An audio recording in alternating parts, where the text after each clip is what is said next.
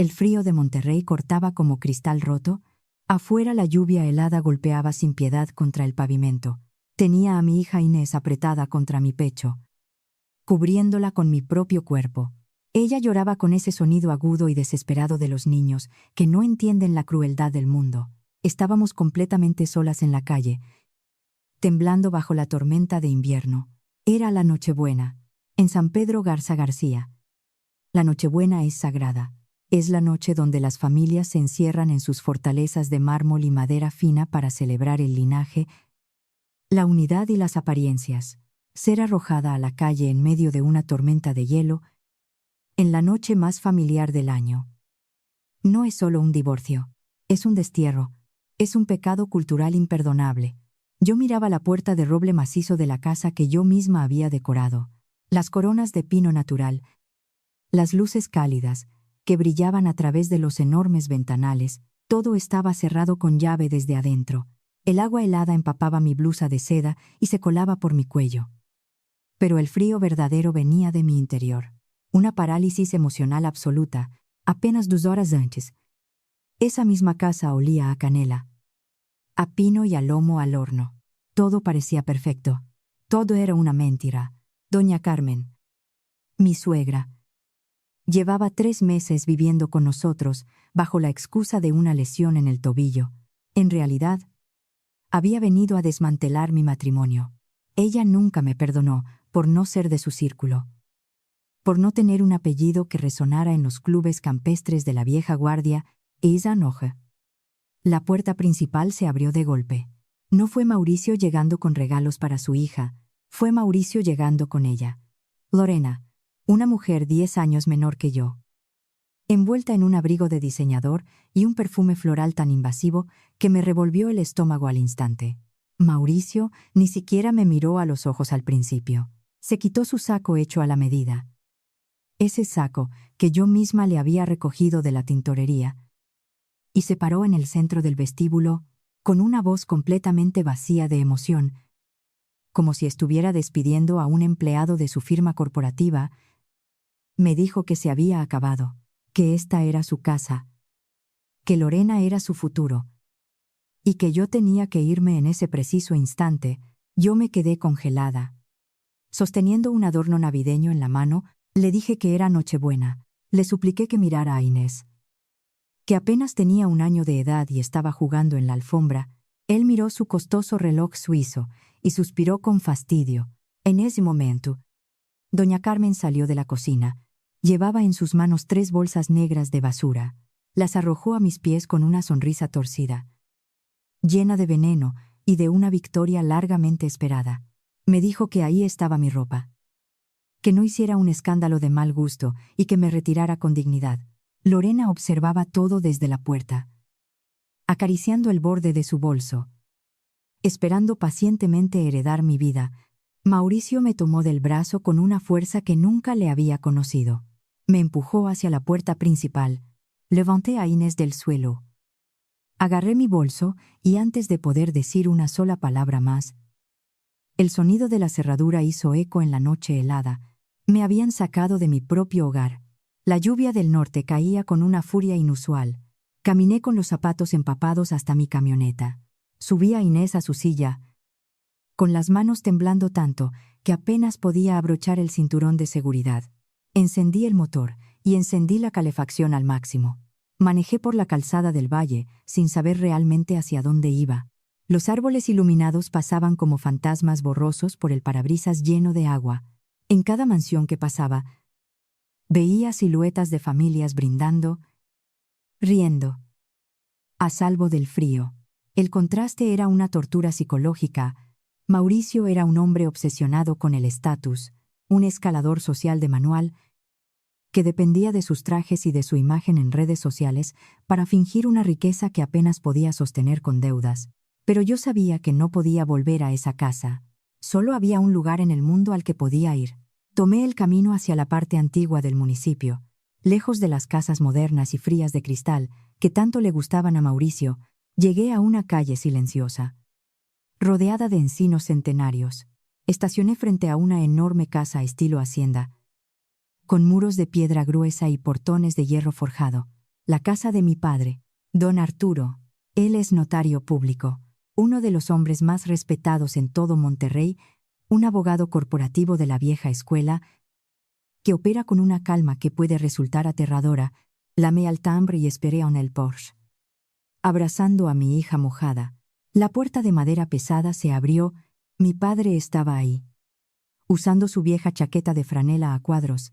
No hubo gritos de sorpresa, no hubo preguntas urgentes ni histeria. Su mirada experta escaneó la situación en menos de un segundo. Vio mi rostro pálido. Vio a su nieta temblando. Extendió sus brazos grandes y fuertes. Y tomó a Inés, con su voz profunda, serena, inquebrantable. Solo dijo 2 palabras. «Estás en casa». Entramos al recibidor.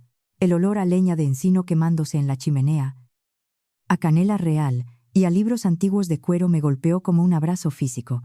Ese era el verdadero lujo de San Pedro.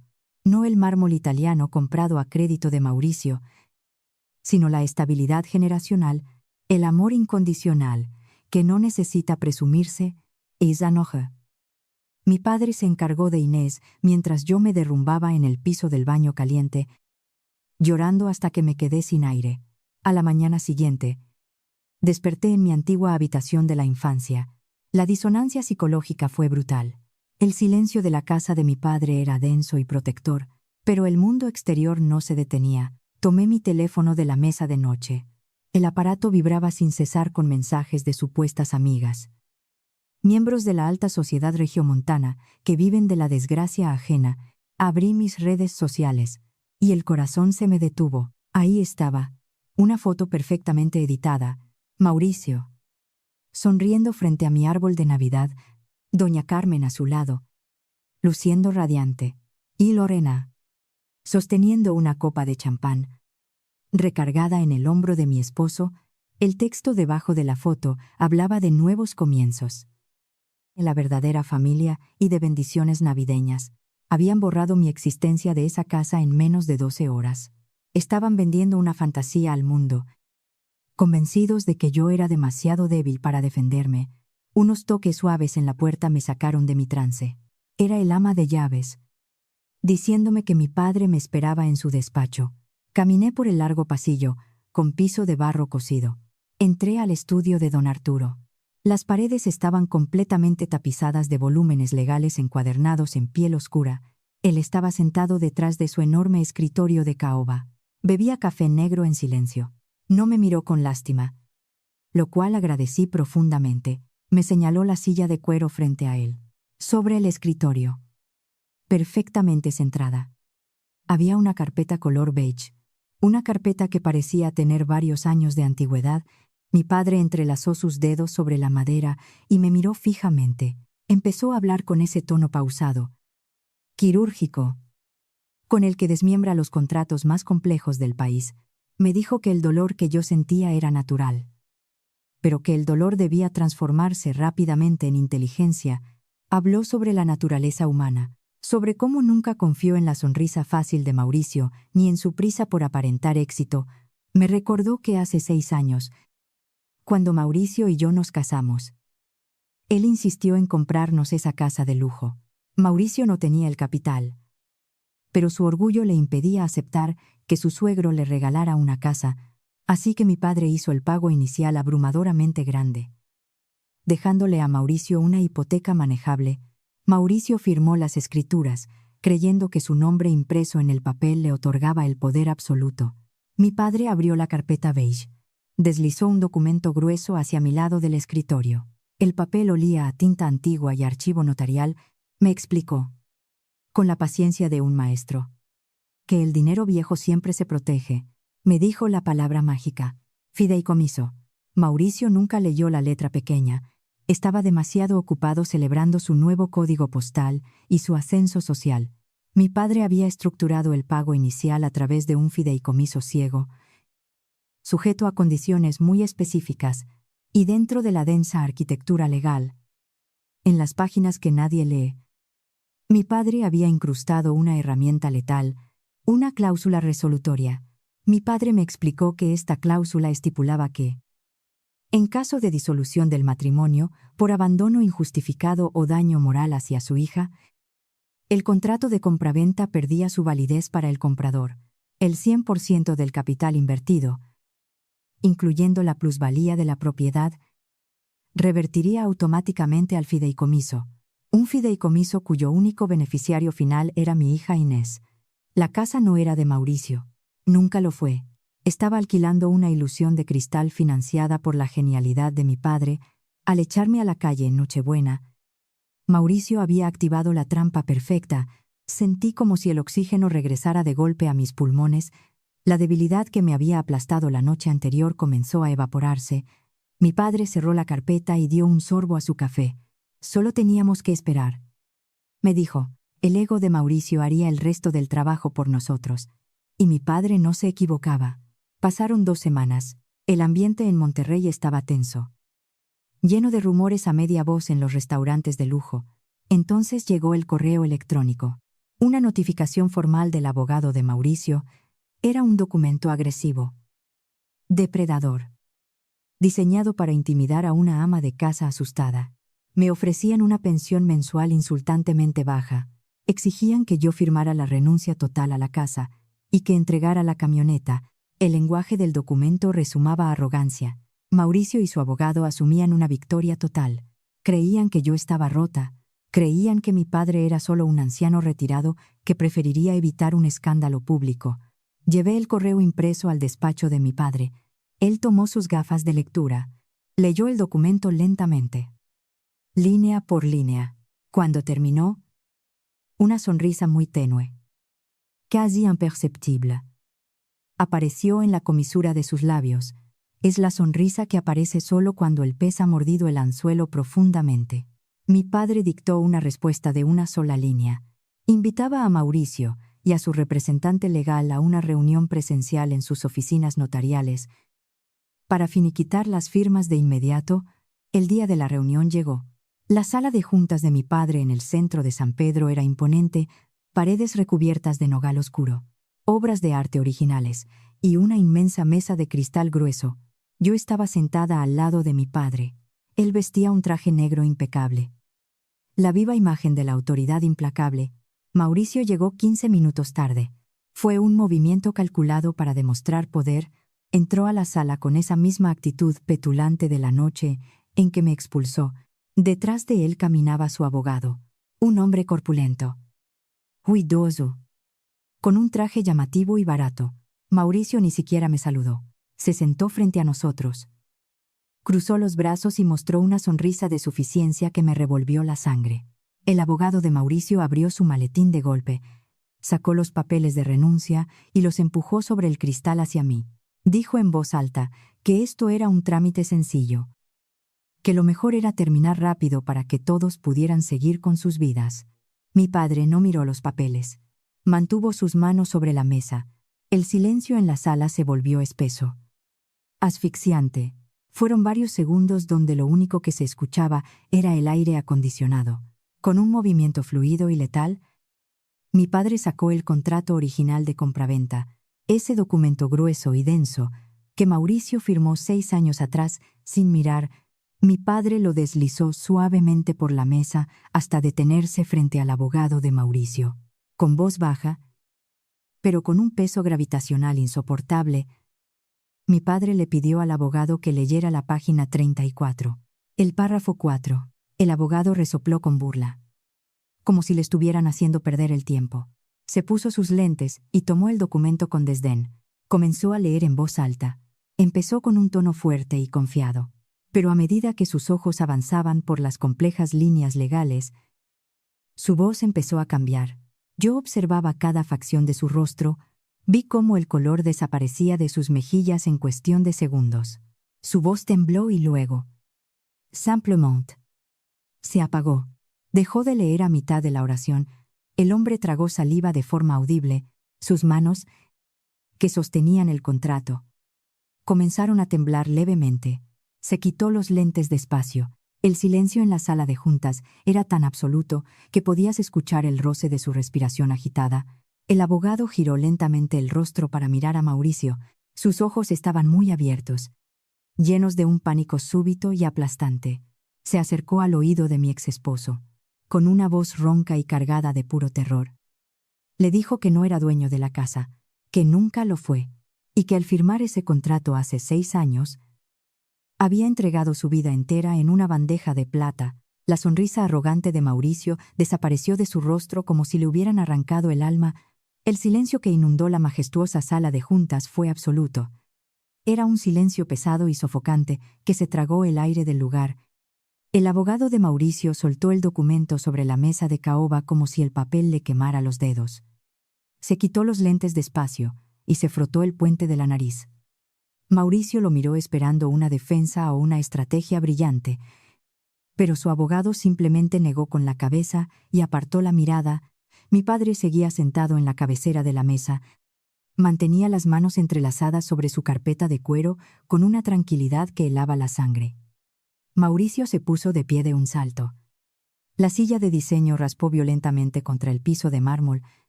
Su rostro estaba pálido y perlado de un sudor frío. Su voz temblaba no de autoridad, sino de un pánico crudo y descontrolado. Empezó a gritar que todo aquello era una trampa, que mi padre lo había engañado hace 6 años, cuando le ofreció pagar el enganche de nuestra casa en San Pedro, que era ilegal quitarle el techo que él mismo había pagado mes a mes. Mi padre no levantó la voz ni un solo decibel. Lo miró a los ojos y le dijo que una trampa requiere engaño y manipulación. Le recordó que el contrato del fideicomiso había estado en sus manos durante 3 semanas completas antes de la firma. Le explicó frente a su propio abogado que la figura legal era clara. El dinero de mi padre era el capital principal y estaba sujeto a una cláusula de buena conducta y fidelidad matrimonial. Mauricio tuvo todo el tiempo del mundo para leer cada página de ese documento notarial, pero su ego y su prisa por presumir una propiedad de lujo frente a sus amigos del club lo habían cegado. Había firmado sin leer porque en su mente arrogante él siempre era el más listo de la habitación. Él creía que un papel era solo un trámite para alcanzar el estatus social que tanto anhelaba. El abogado de mi exesposo recogió sus cosas en silencio. Le murmuró a Mauricio que no había nada que hacer ahí, que el contrato estaba blindado por uno de los notarios más respetados y temidos de todo el norte del país. Mauricio salió de la sala de juntas, tropezando con sus propios pies. Ya no era el ejecutivo impecable de traje a la medida, era un hombre que acababa de darse cuenta de que había construido su castillo de naipes sobre una trampa de acero. Esa tarde regresé a la casa de mi padre. El olor a pino y a leña quemada me envolvió como un abrazo protector. Mi padre me sirvió una taza de café caliente y se sentó frente a mí en la biblioteca. Me dijo que la verdadera guerra no se gana gritando ni lanzando amenazas. Me enseñó que a veces el arma más letal que puedes usar contra una persona narcisista es el silencio absoluto. Me pidió que apagara el teléfono y que dejara que el veneno de Mauricio lo consumiera desde adentro. 143 mensajes. Esa fue la cantidad exacta de notificaciones que iluminaron mi pantalla durante la madrugada. Mauricio había pasado de la furia a la desesperación más patética en cuestión de horas.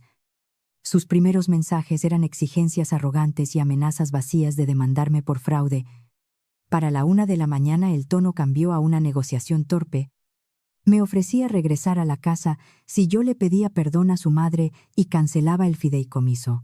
Para las 3 de la mañana, los mensajes eran notas de voz, llenas de llanto. Me suplicaba que recordara nuestra familia y que no lo dejara en la calle. No contesté ni una sola palabra. Tomé capturas de pantalla de cada amenaza y de cada súplica, y se las envié directamente a mi abogada. En Monterrey el chisme viaja más rápido que el viento de invierno. La Sociedad de San Pedro Garza García es un círculo elitista y absolutamente despiadado con los que caen en desgracia. No pasaron ni 3 días cuando la noticia de la humillación de Mauricio llegó a los clubes deportivos y a los cafés exclusivos. Todos se enteraron de que el joven y exitoso ejecutivo no era dueño de su propia casa, que su esposa lo había echado a la calle con la ley en la mano, gracias a la mente maestra de su suegro. Lorena no tardó ni 24 horas en entender su nueva realidad. La amante glamorosa había entrado a mi casa pensando que se convertiría en la señora de una mansión pagada. En cuanto el abogado de Mauricio le confirmó que la propiedad estaba perdida, su fantasía se hizo pedazos. Ella no amaba a Mauricio. Amaba la ilusión de riqueza que él proyectaba en las redes sociales. Lorena empacó sus maletas de diseñador esa misma tarde. Le dijo a Mauricio que ella no estaba dispuesta a vivir en un departamento rentado en las afueras de la ciudad. Y simplemente se fue dejándolo solo en la casa que estaba a punto de perder legalmente, pero la arrogancia de Mauricio tenía un precio aún más alto que pagar. Su necesidad de controlarlo todo dejó un rastro digital innegable. A principios de enero, el Departamento de Recursos Humanos de su empresa inició una auditoría interna. Descubrieron que Mauricio había utilizado los servidores y los correos corporativos para orquestar toda su infidelidad. Había enviado decenas de correos desde su cuenta empresarial organizando la logística para correr a su propia familia. En esos correos, utilizaba lenguaje despectivo y misógino, no solo hacia mí, sino hacia otras compañeras de la oficina. Para una empresa transnacional con oficinas en Monterrey, eso era una violación directa al código de ética. Lo despidieron un martes por la mañana. Le quitaron el teléfono corporativo y las llaves de la camioneta de la empresa. Tuvo que salir caminando del edificio de cristal más alto de San Pedro, cargando una caja de cartón con sus pertenencias. Ese mismo martes por la tarde el timbre de la casa de mi padre sonó. Afuera estaba la mujer que me había arrojado a la tormenta helada en Nochebuena con mi bebé en brazos. Doña Carmen estaba parada frente a la imponente puerta de madera tallada. Llevaba un abrigo raído y sostenía un refractario de vidrio con lasaña caliente. Intentaba usar su vieja táctica de hacerse la víctima y jugar la carta de la familia unida. Mi padre fue quien abrió la puerta. El olor al tabaco de su pipa inundó el pórtico. Doña Carmen empezó a llorar con lágrimas falsas, diciendo que todo había sido un malentendido, que su hijo estaba sufriendo mucho y que los abuelos debían intervenir para salvar el matrimonio. Mi padre la escuchó en absoluto silencio sin mover un solo músculo de su rostro. Cuando la mujer terminó su actuación, mi padre dio un paso al frente. Con esa voz suave pero letal, le dijo que en esa familia no había espacio para la crueldad. Le recordó con precisión quirúrgica cómo ella había empujado a una niña de 1 año a la lluvia bajo 0 grados. Le dijo que no solo no era bienvenida en esa casa, sino que se aseguraría de que su nombre y el de su hijo fueran sinónimos de vergüenza en toda la ciudad. Mi padre no le levantó la voz ni la insultó. Simplemente le dijo buenas tardes y le cerró la inmensa puerta de madera en la cara. Esa fue la última vez que vi a mi suegra en mi vida. La etapa de descubrimiento legal fue el proceso más doloroso de mi recuperación. Estaba sentada en el despacho de mi abogada, frente a un gran monitor. Teníamos que revisar los videos de las cámaras de seguridad del vecindario de aquella Nochebuena. Yo creía que ya había llorado todas las lágrimas posibles, pero ver la escena desde afuera fue una puñalada directa al corazón. La pantalla mostraba la lluvia congelada, cayendo en ángulos violentos por el viento. Me vi a mí misma en la cámara temblando en el pórtico mientras abrazaba a mi hija, y luego la cámara mostró a Mauricio. Estaba parado en el marco de la puerta. Tenía las manos metidas cómodamente en los bolsillos de su pantalón de lana. La grabación no tenía sonido, pero el lenguaje corporal era ensordecedor. Pude ver cómo su madre tomaba la pequeña cobija térmica de Inés y la arrojaba al lodo del jardín. Y Mauricio no hizo nada. No movió un dedo para detener a su madre ni para proteger a su propia hija del clima extremo. Solo observaba con una expresión de absoluto desprecio. En ese preciso instante, algo se rompió definitivamente dentro de mí. La última gota de amor de costumbre o de nostalgia que pudiera quedar por ese hombre se evaporó. Ese sentimiento se transformó en una ceniza fría y gris. Me di cuenta de que no estaba destruyendo a mi familia. Estaba extirpando un cáncer que tarde o temprano nos habría matado a las dos. Guardé el video en la memoria portátil y le dije a mi abogada que no habría ningún acuerdo fuera de la corte. Quería que el juez viera exactamente la clase de padre que era Mauricio. 8 meses después, estábamos en la sala del juzgado familiar del Estado. No era un escenario de película con gritos ni objeciones dramáticas. Era un salón estéril, silencioso y frío. Ahí se siente el verdadero peso aplastante de la ley. Mauricio estaba sentado al otro lado del pasillo. Ya no llevaba sus costosos trajes italianos, ni su reloj de diseñador. Se veía demacrado, envejecido, y llevaba un traje genérico que le quedaba grande. Había perdido su trabajo, su casa, a su amante y su estatus social. El juez leyó detenidamente el informe del fideicomiso y la cláusula resolutoria. Luego pidió reproducir el video de seguridad de aquella Nochebuena. El silencio en la corte, mientras la pantalla mostraba a mi bebé expuesta a la tormenta, fue sepulcral. El juez ni siquiera miró a Mauricio cuando dictó la sentencia. Fue un fallo devastador y absoluto. Mauricio perdió cualquier derecho sobre la propiedad que mi padre había asegurado. Se le ordenó pagar una pensión alimenticia calculada sobre sus ingresos anteriores, a pesar de estar desempleado. Y debido a la negligencia física documentada en el video, se le otorgó un régimen de visitas mínimo y estrictamente supervisado. Había perdido absolutamente todo. Al salir del juzgado, el sol de la tarde nos golpeó en la cara.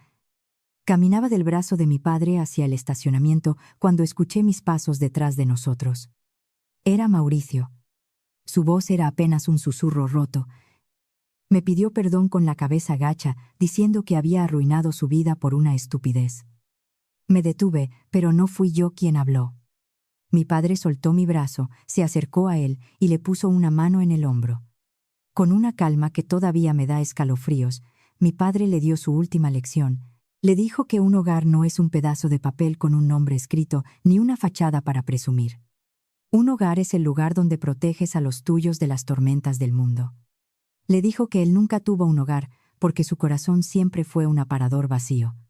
Dimos media vuelta y lo dejamos ahí parado solo en medio del concreto.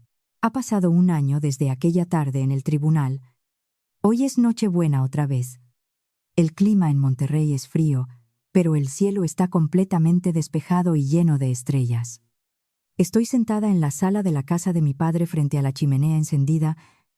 El olor a canela y a roble inunda cada rincón de este lugar que me salvó la vida. La televisión está apagada y no hay teléfono sobre la mesa. Recuperé mi carrera en estrategia de mercadotecnia. Trabajo como consultora para una firma importante y tengo mi propio dinero, mi propia paz y mis propias reglas. Miro hacia el centro de la sala. Mi padre está sentado en el suelo con las piernas cruzadas, ignorando el dolor de sus rodillas. Está jugando con unos bloques de madera gigantes junto a mi pequeña Inés. Ella se ríe a carcajadas. Sus mejillas están rosadas y sus ojos brillan con una seguridad infinita. Ella no recuerda la tormenta, ni el lodo ni los gritos de su abuela. Solo conoce el calor de este fuego y el amor incondicional del hombre que construyó un muro legal de acero para protegerla. A veces la vida te empuja a la tormenta más oscura para enseñarte de qué estás hecha. Me quitaron una casa vacía y fría llena de apariencias y mentiras. Pero al cerrarme esa puerta me obligaron a caminar hacia mi verdadero refugio. Hoy sé que mi valor no depende de un anillo en mi dedo, ni de la aprobación de una sociedad que vive de las apariencias. El verdadero triunfo no fue quitarle todo a Mauricio en la corte. El verdadero triunfo es estar aquí respirando tranquila, sabiendo que mi hija está a salvo. Y que nadie nunca más volverá a dejarnos afuera en el frío.